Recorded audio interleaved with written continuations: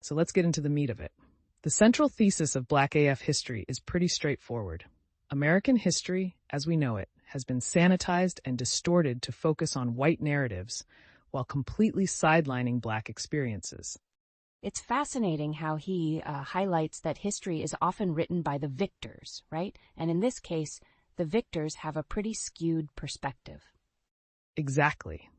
One of my favorite parts is when Harriot talks about how the story of America starts long before 1619. He goes back to the African Americans who were here before the Mayflower even set sail.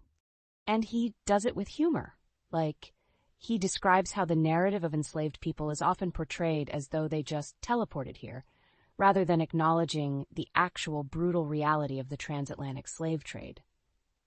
Right. He's like, spoiler alert, there were no magical transports involved. And speaking of humor, his writing style is so engaging.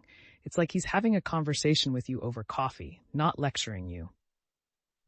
Totally. He uses humor to disarm the reader while delivering some hard truths. For instance, he talks about the unenslavable bandit who inspired America's first police force.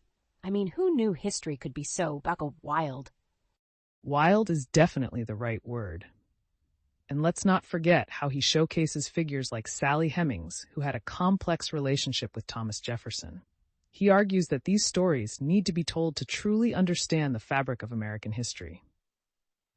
Speaking of Sally Hemings, I found it interesting how Harriot points out the tendency to sanitize her story. It's not just about her being enslaved, it's about the agency she had within her circumstances. True. But here's where I think we might disagree a bit. Do you think he sometimes goes too far in his humor? I mean, I get it's a coping mechanism, but could it distract from the gravity of what he's discussing? That's a fair point. I think the humor is a double-edged sword.